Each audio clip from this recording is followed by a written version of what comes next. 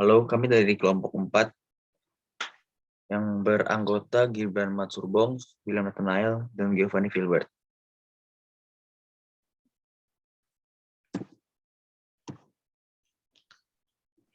Pada kesempatan kali ini, kami ingin menjelaskan tentang improving occupational safety, health, and risk management. Bagaimana proses peningkatan kesehatan keselamatan kerja dan manajemen risiko dari sebuah perusahaan. Bergantung pada sifat bisnis.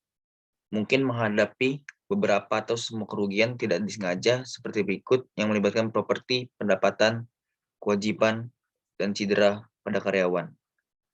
Professional management, risiko bertanggung jawab untuk mengelola risiko ini. Mereka yang berada di arena manajemen risiko tahu semua tentang pencegahan kerugian, pengurangan kerugian, dan retensi ketika berurusan dengan berbagai risiko yang dihadapi oleh organisasi mereka. Ketika datang untuk mengelola risiko yang terkait dengan keselamatan karyawan, manajer risiko biasanya melihat ke departemen keselamatan atau manajer keselamatan untuk menangani area itu. Manajemen kesehatan secara tradisional berfokus pada kepatuhan dengan standar keselamatan yang berlaku sebagaimana yang ditetapkan oleh yurisdiksi negara bagian atau federal. Dari sini muncul program, proses, prosedur, dan praktik keselamatan organisasi.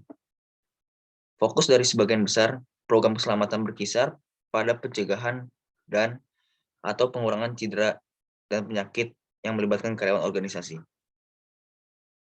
Program keselamatan dimulai dengan pernyataan yang menyatakan menghargai karyawan dan ingin menyediakan tempat kerja yang bebas cedera bagi mereka. Badan program ini biasanya adalah regurgitasi standar keselamatan. Beberapa program yang lebih berkembang mungkin juga mencakup subprogram khusus yang berhubungan dengan mengemudi untuk perusahaan, berurusan dengan publik, penyalahgunaan zat, dan lain-lain. Kekurangan program keamanan tradisional. Salah satu kekurangan dari pendekatan tradisional untuk manajemen kinerja keselamatan adalah pernyataan bahwa sebagian besar intervensi utama berasal dari evaluasi data yang mengenai kecelakaan dan cedera tahun sebelumnya yang dialami oleh angkatan kerja. Sumber informasi ini berasal dari laporan investigasi kecelakaan internal atau data yang disediakan oleh pialang atau operator asuransi. Analisis ini kemudian menetapkan intervensi yang akan digunakan selama tahun mendatang untuk mengurangi kecelakaan dan cedera yang diakibatkannya. Salah satu kekurangan dari pendekatan ini adalah bahwa strategi perbaikan didasarkan pada data historis dan masa depan yang tidak pernah persis sama. Masalah lainnya adalah bahwa umumnya semua intervensi difokuskan pada perubahan perilaku tenaga kerja dengan lebih banyak pelatihan. Pelatihan ulang, penekatan pada elemen program tertentu, inspeksi yang lebih kuat, atau melalui intensif atau hukuman. Dalam jangka pendek, ini mungkin menghasilkan beberapa perbaikan, tetapi dalam jangka panjang hasilnya tidak pernah sesuai dengan harapan.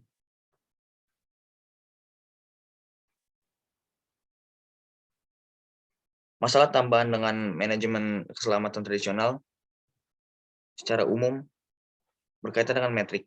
Pengukuran kinerja keselamatan yang paling umum melibatkan beberapa banyak insiden yang terjadi selama periode 1 tahun. Dengan 2 ukuran utama yang berhubungan dengan frekuensi dan tingkat keparahan insiden.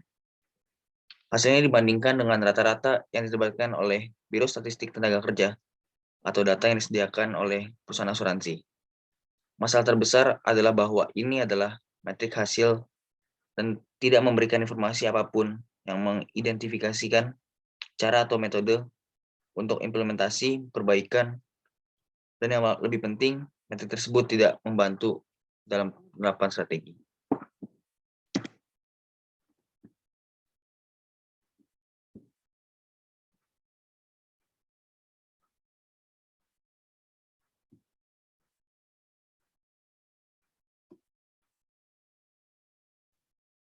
Pendekatan holistik. Ini membutuhkan perubahan paradigma yang signifikan. Organisasi perlu melihat keselamatan secara lebih holistik sebagai bagian terintegrasi dari aktivitas organisasi dalam setiap upaya yang terkait dengan operasi, bukan sebagai fungsi yang terpisah dan independen. Jika sebuah organisasi serius dalam menjaga menjaga menjaga karyawan dari cedera dan mengendalikan biaya terkait, maka mereka tidak hanya perlu melihat karyawan, tetapi yang lebih penting, melihat lingkungan kerja secara fisik, dinamika manusia, dan sistem manajemen, gaya kepemimpinan pengawasan, budaya organisasi, dan iklim. Semua ini dalam satu atau lain cara mempengaruhi motivasi, keterlibatan, perilaku, kepuasan kerja, dan keputusan yang mereka buat, yang terkadang dapat menyebabkan sebuah insiden, cedera, atau kerugian. Contoh perusahaan yang mengembangkan kesehatan, keselamatan kerja, dan manajemen risikonya adalah PT Total Bangun Persada Tbk.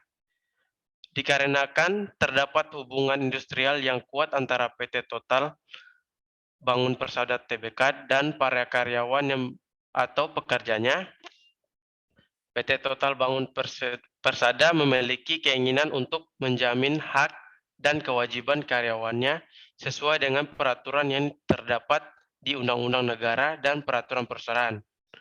PT Total Bangun Persada memiliki beberapa program di dalam bidang ketenagakerjaan. Program-program tersebut adalah Next.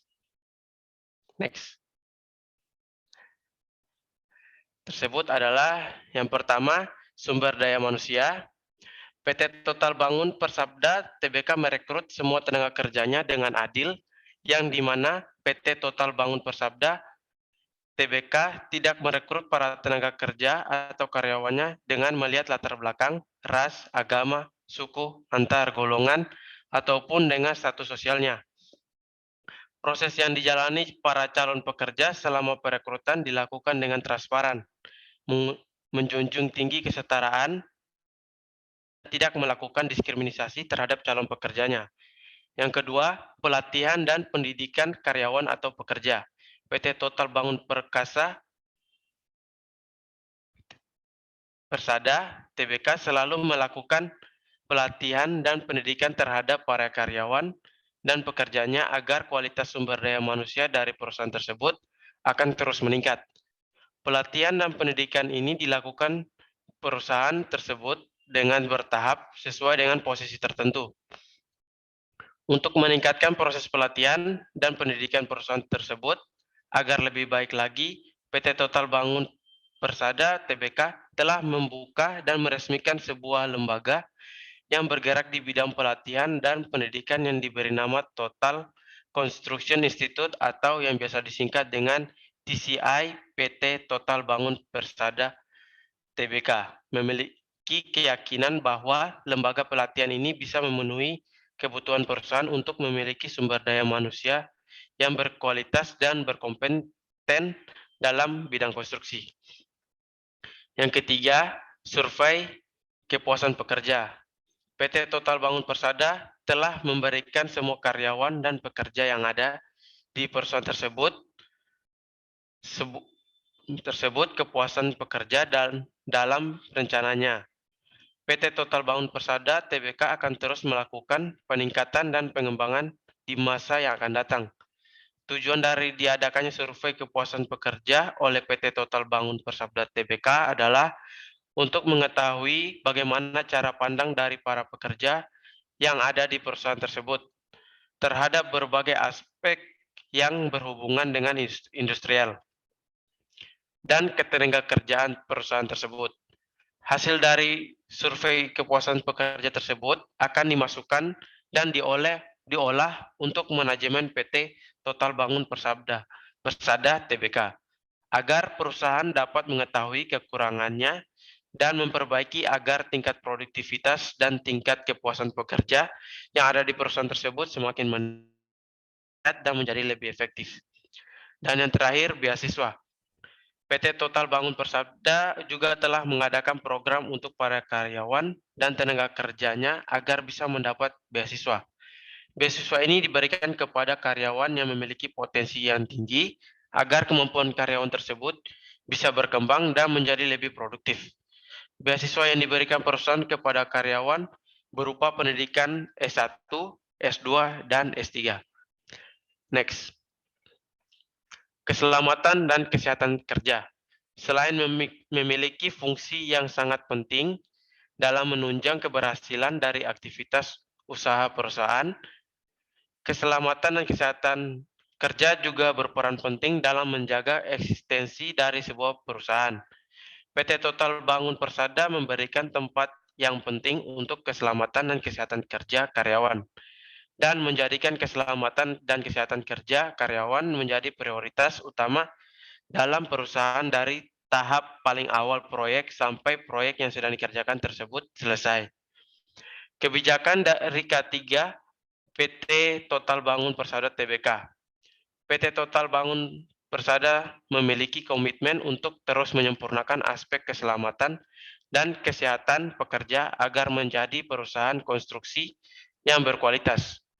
Komitmen PT Total Bangun Persada Tbk mengacu pada Peraturan Menteri Tenaga Kerja Nomor 5 Tahun 1996 tentang Sistem Manajemen Keselamatan dan Kesehatan Kerja yang sudah ditingkatkan lagi menjadi PP Nomor 50 Tahun 2012. Kebijakan yang telah ditetapkan oleh PT Total Bangun Persada adalah yang pertama, merubah struktur dari organisasi proyek yang terkait dengan personil K3. Yang kedua, merubah sistem penilaian atau KPI yang terkait dengan item K3. Yang ketiga, merekrut tenaga kerja K3 yang sudah berpengalaman dan memiliki standar internasional. Yang keempat, melanjutkan program subkontraktor dengan CSMC. Yang kelima, menambah jumlah dalam pelatihan K3, baik yang memiliki sertifikasi staf maupun craft training untuk para pekerja, termasuk para subkontraktor. Yang keenam, mengadakan safety campaign agar kepedulian terhadap K3 bisa meningkat. Dan yang terakhir, membuat safety culture roadmap.